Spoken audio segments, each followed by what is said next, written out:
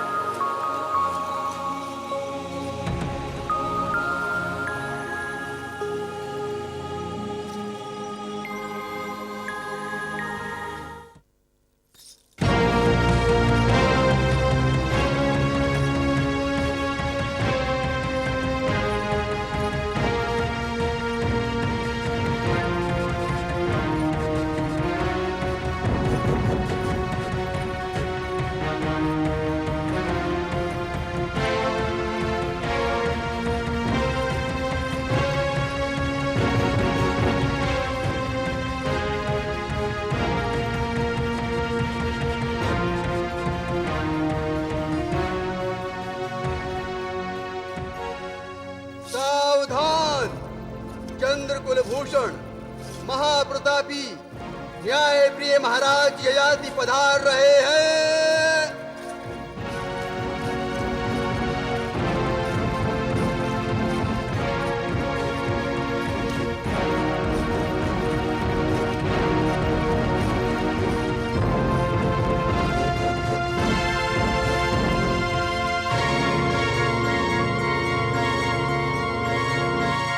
महाराज, आज आपने पहली बार वचन भंग किया है। और हमारी परंपरा का उल्लंघन किया है। वो किस तरह गुरुवर? अपराधी को साथ न लाकर आप अकेले आए हैं। कल आपने सबके सामने ये वचन दिया था कि आप अपराधी को दरबार में प्रस्तुत करेंगे। क्या यह समझा जाए कि महाराज उनके प्रयत्न में सफल नहीं हुए? उन्हें अपराधी नहीं मिला, उनका वचन झूठा सिद्ध हुआ। गुरुवर, हमने किसी परंपरा का उल्लंघन नहीं किया और ना ही हमारा वचन झूठा है। हम अकेले नहीं गुरुवर, अपराधी के साथ आए हैं। तो फिर कहां है अपराधी? उसे दरबार में प्रस्तुत किया जाए। गुरुवर, अपराधी तो आपके समक्ष खड़ा हुआ है। कौन है वो अपराधी? हम। क्या? महाराज, आप क्या कह रहे हैं महाराज? ये सत्य है गुरुवर, अपराधी हम हैं। कहीं ऐसा तो नहीं महाराज कि अपराधी को दरबार में प्रस्तुत न करने की असफलता के कारण आप स्वयं अपराधी के स्थान पर खड़े हो गए? नहीं गुरुवर, इस स्थान पर तो हमें कल ही खड़े हो जाना चाहिए था। और कल ही हमने इसी दरबार में आपकी न्यायप्रियता की प्रशंसा की थी, आपको न्यायप्रिय कहा था। बड़ा गर्व था मुझे आपकी न्यायप्रियता पर। किंतु आज आपको इस स्थान पर देखकर मेरे अभिमान का सर झुक गया। इस अपराध का दायित्व स्वीकार करके आपने हमारी परंपरा को कलंकित कर दिया। एक राजा होकर आपने विवाह संस्था की पवित्रता को भंग किया है महाराज। एक अबला और असहाय स्त्री का सम्मान हरण करने का अधिकार आपको किसने दिया महाराज? उसके उपकारों का आपने यह बदला दिया कि वो बिन बिहाई मां बन गई और आपके इस पाप को छुपाने के लिए उसे आत्मघात करने पर विवश होना पड़ा। बताइए महाराज, बताइए, आपने ऐसा क्यों किया? गुरुवर, उस समय परिस्थिति कुछ ऐसी थी। हम मानते हैं गुरुवर कि हम अपराधी हैं, किंतु ये अपराध हमने जानबूझकर नहीं किया है। विष का प्रभाव हमारे समस्त शरीर में फैल गया था। शीत ज्वर के कारण हम कांप रहे थे गुरुवर। मूर्छित सी अवस्था थी हमारी। ऐसी अवस्था में इस देवी ने अपने शरीर का ताप देकर हमारे मृत शरीर में प्राण डाल दिए।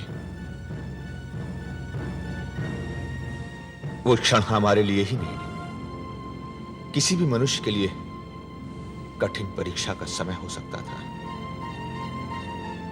जिस भांति डूबने वाला व्यक्ति अपने आप को बचाने के लिए अपने बचाने वाले को ही ले डूबता है, ऐसी स्थिति में डूबने वाले पर हत्या का आरोप नहीं लगाया जा सकता।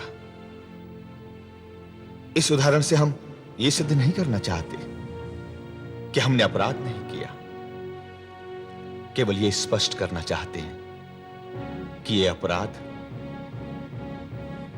समय की विवशता थी, उस क्षण की विवशता थी जिसमें भावनाओं ने मस्तिष्क पर अधिकार जमा लिया और हमने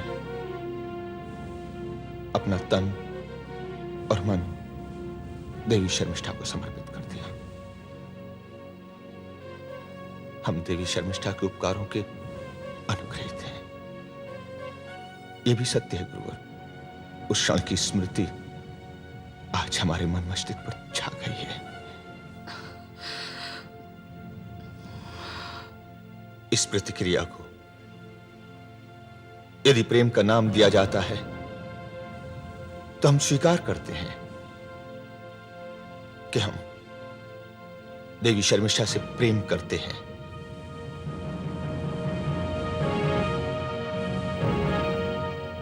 और जब हमने इस स्थिति, इस अपराध का दायित्व अपने सर पर ले ही लिया है,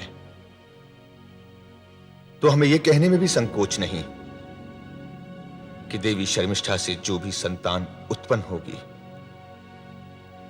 वो हमारी संतान होगी, और इस अपराध के लिए हमें जो भी दंड दिया जाएगा हमें स्वीकार्य है।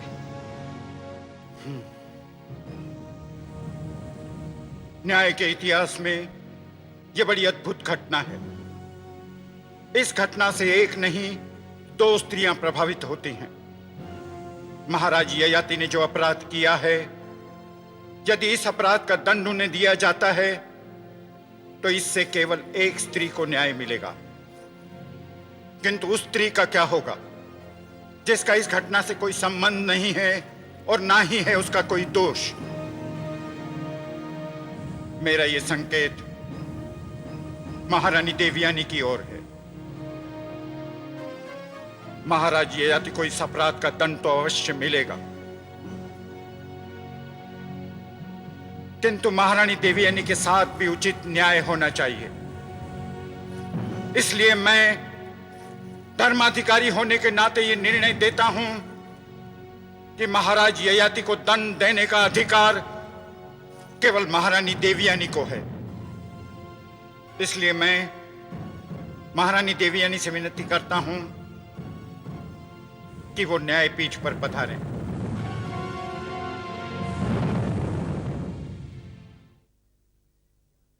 मैंने जो निर्णय दिया है यह समय की मांग है, न्याय की मांग है। महारानी देवयानी, अब आप न्यायाधीश हैं, निर्णय आपको करना होगा। आइए न्यायपीठ पर पधारें।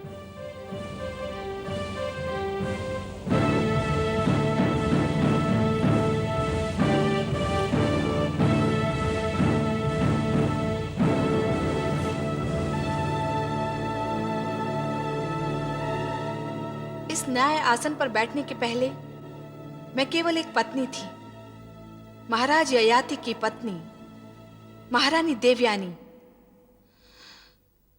जब इस रहस्य के बारे में पता चला,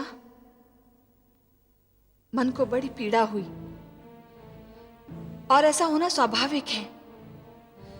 किंतु अब इस न्याय आसन पर बैठने के पश्चात मैं एक नारी हूं, और एक नारी होने के नाते दूसरी नारी के अधिकार और सम्मान की रक्षा करना मेरा कर्तव्य हो जाता है। महाराज ययाति के प्राण बचाने के लिए अपने शरीर का ताप देना सेवा और त्याग का एक अनोखा उदाहरण है, और इसमें एक स्त्री की मर्यादा का उल्लंघन हुआ है। दोष शर्मिष्ठा का नहीं। यदि किसी का दोष है तो वो महाराज ययाति का है कि वो एक राजा होकर भी अपने आप पर संयम नहीं रख सके, और इसका परिणाम शर्मिष्ठा का गर्भवती होना और परिस्थितियों से डरकर आत्मघात करने का प्रयास है।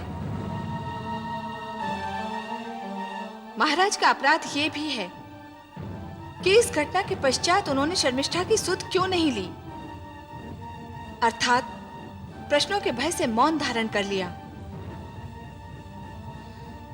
इस समय शर्मिष्ठा की स्थिति दया के योग्य है। उसे न्याय मिलना ही चाहिए, और साथ ही महाराज ययाति को उनके अपराध का दंड। और यदि ऐसा न हुआ तो ये हमारी संस्कृति, हमारी परंपरा, हमारी सभ्यता पर कठोर आघात होगा। ये तो निश्चित है कि महाराज ययाति अपराधी हैं, और उनका अपराध निश्चित ही दंड के योग्य है। इसीलिए मैं न्यायाधीश देवयानी महाराज ययाति को दंड देती हूं कि नहीं नहीं महारानी, इसमें केवल महाराज का दोष नहीं है, दोषी तो मैं भी हूं। यदि दोष है तो उन परिस्थितियों का जिसने हमें ये अपराध करने के लिए बाध्य किया। आप महाराज को दंड ना दे, महाराज को दंड ना दे। तो तुम क्या चाहती हो कि अपराधी को छोड़ दिया जाए? यह असंभव है। यदि दंड देना ही चाहती है महारानी, तो दंड हम दोनों को दिया जाए। शर्मिष्ठा, तुमने भी भरे दरबार में अपना अपराध स्वीकार किया है, इसलिए दंड तुम दोनों को मिलेगा। मैं न्यायाधीश देवयानी आदेश देती हूं कि तुम दोनों विधि पूर्वक विवाह सूत्र में बंध जाओ।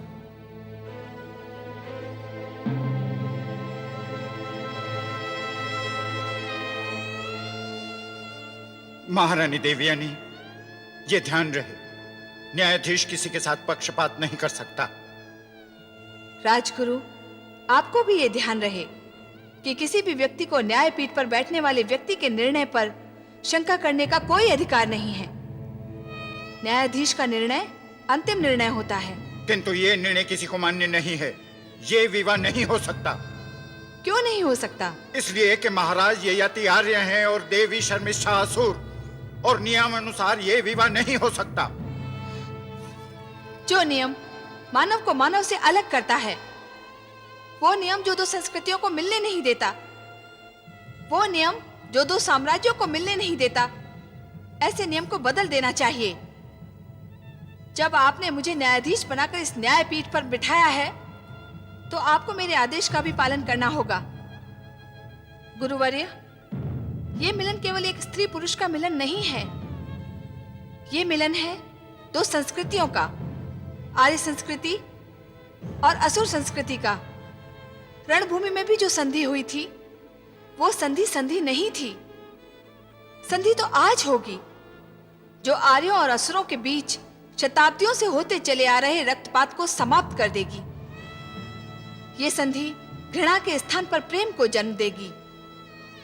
ये संधि दोनों समुदायों को एक ऐसे अटूट बंधन में बांध देगी जिसे तोड़ना असंभव होगा। ये संधि न केवल आर्यों और असुरों के बीच एकता की प्रतीक होगी, बल्कि सारे राष्ट्र के एकता की प्रतीक होगी। महारानी देवयानी, आपके इस निर्णय ने हम सबकी आंखें खोल दी। स्त्री के अधिकार और उसके सम्मान की रक्षा इस निर्णय का एक पक्ष है, और असुरों और आर्यों की एकता इस निर्णय का दूसरा पक्ष। ये निर्णय सर्वमान्य है। हम इस निर्णय का हृदय से स्वीकार करते हैं। किंतु देवयानी, ये नहीं शर्मिष्ठा, अब तू कुछ नहीं बोलेगी। मैं तो बरसों से तेरे ऊपर अत्याचार और अन्याय करती आ रही हूं, और मैंने ये निर्णय बहुत सोच समझ कर लिया है। और जब सबने इस निर्णय को स्वीकार कर लिया है, तो तू भी इसे स्वीकार कर ले। ये मेरा केवल निर्णय ही नहीं शर्मिष्ठा, मेरा प्रायश्चित भी है। देवयानी, राजगुरु, विवाह की तैयारी कीजिए। जो आज्ञा महारानी। मैं शीघ्र ही विवाह के आयोजन की व्यवस्था करता हूं।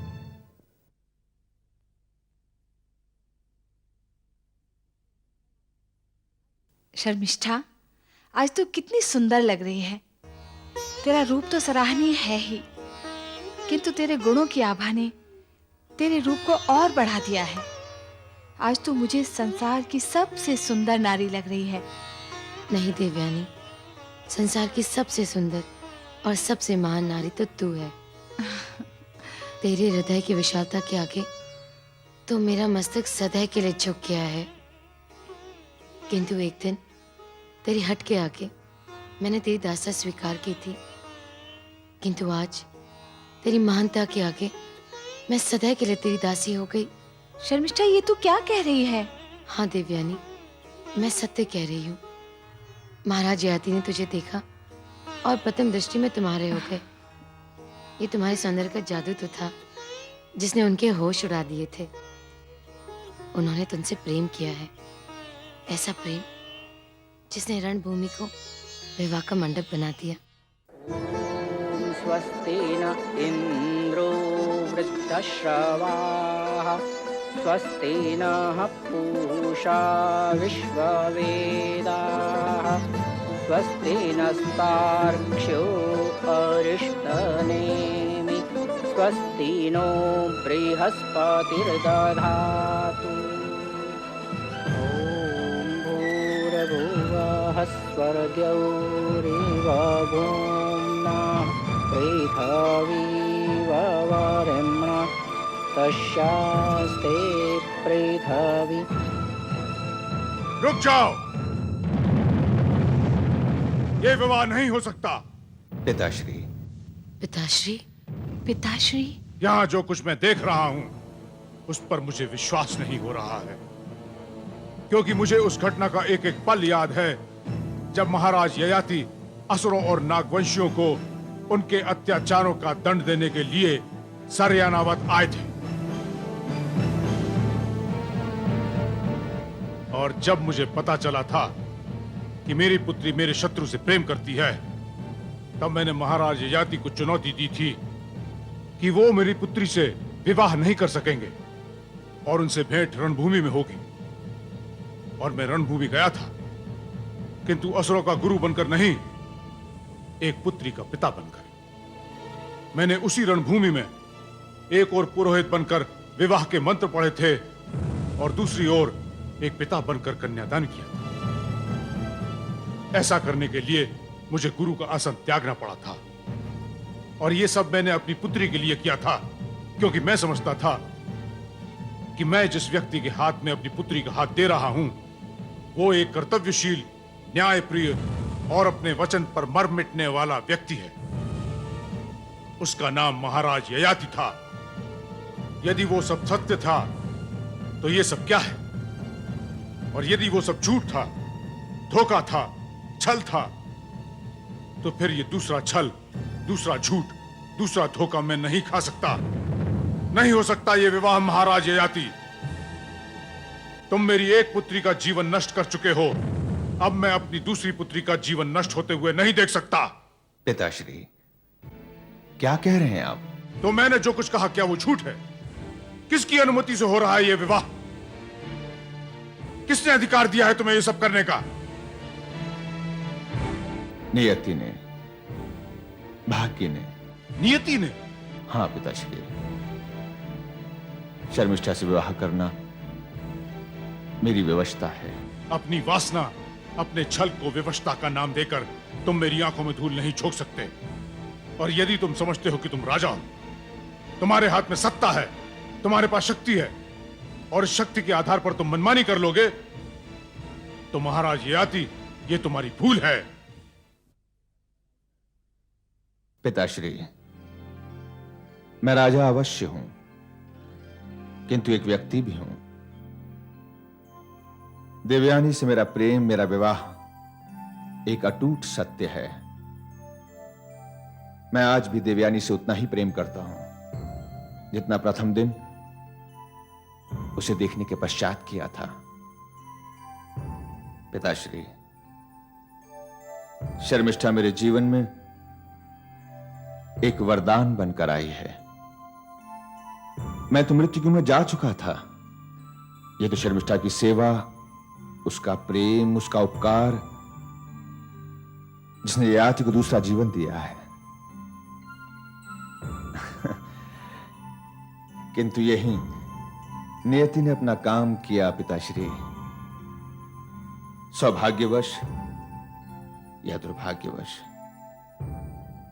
आज शर्मिष्ठा मेरे बच्चे की मां बनने वाली है। मैंने यहां एक राजा बनकर नहीं, एक व्यक्ति बनकर सोचा है, और मैं जो कुछ भी कर रहा हूं अपनी भूल का प्रायश्चित कर रहा हूं। यदि एक व्यक्ति से अनजाने में कोई पाप हो जाए तो यह उसकी भूल समझकर क्षमा किया जा सकता है, किंतु जब दो व्यक्ति मिलकर एक ही भूल करते हैं तो उसमें उन दोनों की इच्छा का समावेश होता है, और यदि उन दोनों की भूल से किसी तीसरे को हानि पहुंचती है तब उसे अपराध माना जाता है।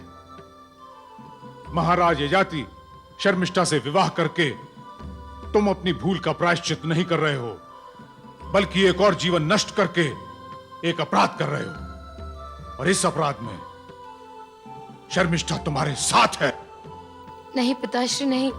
तू भूल गई रिश्ते नातों को, स्वार्थ की काली चादर ओढ़ ली तूने, मान मर्यादा के सारे बंधन तोड़ दिए तूने, और प्रतिशोध में अंधी हो गई तू।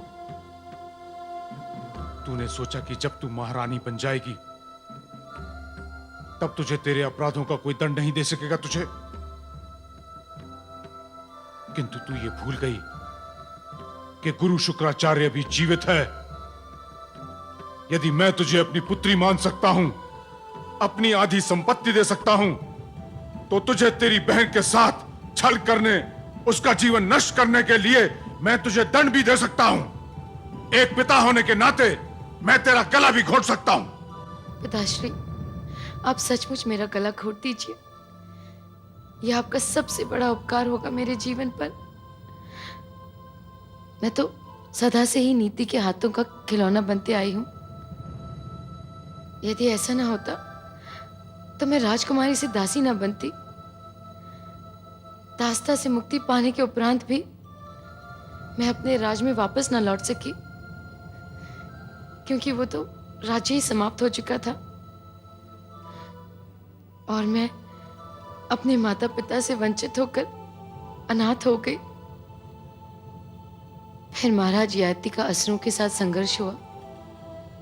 मैंने अपने प्राणों की बाजी लगाकर उनकी रक्षा की।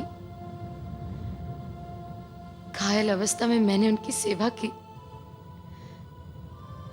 अपनी मर्यादा को दांव पर लगाकर अपने शरीर का ताप दिया। मगर ये मेरा दुर्भाग्य है कि मेरी सेवा पाप बनकर समा गई मेरी कोख में। मैंने आभास किया कि मैंने देवयानी के अधिकार पर आघात किया। मैंने दोषी समझा अपने आप को, अपराधी समझा अपने आप को। मुझे अपने आप से घृणा होने लगी। तब मैंने आत्महत्या करने का निर्णय लिया और कूद पड़ी धारा में अपने प्राण देने के लिए। किंतु यहां भी दुर्भाग्य ने मेरा पीछा नहीं छोड़ा और राजगुरु ने मुझे बचा लिया। पिताश्री, मैं तो अपने आप से लज्जित थी। विश्वास कीजिए मेरा, मैंने किसी को भी नहीं बताया कि मैं महाराज ययाति के बच्चे की मां बनने वाली हूं। ये तो स्वयं महाराज ने स्वीकार किया और इस विवाह मंडप में आप मुझे दुल्हन के रूप में देख रहे हैं। ये मेरा नहीं, देवयानी का निर्णय है। ये तो न्यायाधीश महारानी देवयानी का आदेश है।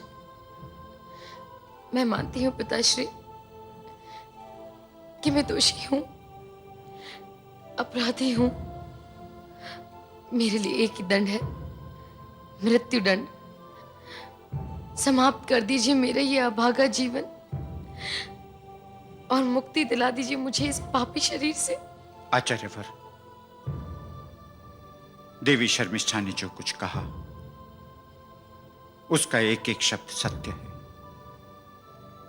ये महाराज ययाति की महानता है कि वे एक राजा होकर भी अपराधी के स्थान पर आकर खड़े हुए।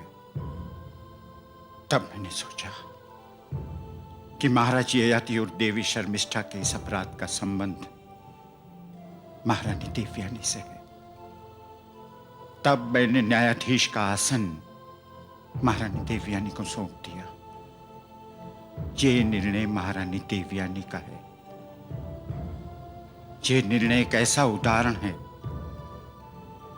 कि एक पत्नी होकर महारानी ने नारी क्षेत्र का सम्मान किया और एक नारी को उचित न्याय देकर न्याय को लज्जित होने से बचा लिया। पिताश्री, क्या अब भी आपके मन से द्वेष नहीं गया? क्या अब भी आप स्वार्थ की दुनिया में जी रहे हैं? क्या अब तक अपने मन से पुत्री मोह को आप नहीं निकाल सके हैं? तो सुनिए, शर्मिष्ठा ने मेरे जीवन को ध्वस्त नहीं किया है। उसने मुझे कोई आघात नहीं पहुंचाया। उसने तो मुझे जीवन दान दिया है। और यदि शर्मिष्ठा नारी सम्मान की सारी सीमाएं तोड़कर महाराज के प्राण न बचाती तो आज आपकी पुत्री एक विधवा होती। और विधवा जीवन जीने से अच्छा है मृत्यु को गले लगाना। पिताश्री, यदि आपकी पुत्री ही जीवित न रहती तो कौशाम्बी राज्य का उत्तराधिकारी भी जीवित न रहता। शर्मिष्ठा ने न केवल महाराज के प्राण बचाए हैं बल्कि चंद्रवंश को समाप्त होने से बचा लिया है। यदि यह इसका अपराध है, इसका दोष है, तो दीजिए इसे दंड। यह आपसे आपकी पुत्री नहीं, कौशाम्बी राज की महारानी कह रही है। दीजिए इसे दंड पिताश्री, समाप्त कर दीजिए इसका जीवन। इसे जीने का कोई अधिकार नहीं है पिताश्री, दीजिए इसे दंड। नहीं, नहीं पुत्री, नहीं। मैं सचमुच द्वेष में अंधा हो गया था। पुत्री मोह में देखने और समझने की शक्ति खो बैठा था। मैं स्वार्थी हो गया था पुत्री, किंतु तूने मेरी आंखें खोल दी। शर्मिष्ठा, मुझे क्षमा कर दे पुत्री। मैंने तेरी सेवा को दोष और तेरे कर्तव्य को अपराध कहा। तूने केवल चंद्रवंश को ही विनाश से नहीं बचाया है, बल्कि तूने तो अपने सम्मान को त्याग कर समस्त नारी जाति के सम्मान को बढ़ाया है। यह विवाह अवश्य होगा। पुत्री देवयानी से महाराज ययाति का विवाह तो केवल आर्यों से आर्यों का मेल था, किंतु शर्मिष्ठा से महाराज ययाति का विवाह असुरों और आर्यों के मिलन का एक ऐसा उदाहरण होगा जो नए रिश्तों, नए संबंधों और नई संस्कृति को जन्म देगा। मैंने अपनी पहली पुत्री का विवाह स्वयं पुरोहित बनकर किया था और पिता बनकर उसका कन्यादान किया था। आज भी मैं पुरोहित बनकर यह शुभ कार्य करूंगा और पिता बनकर कन्यादान भी करूंगा। पुत्री शर्मिष्ठा, इधर आओ।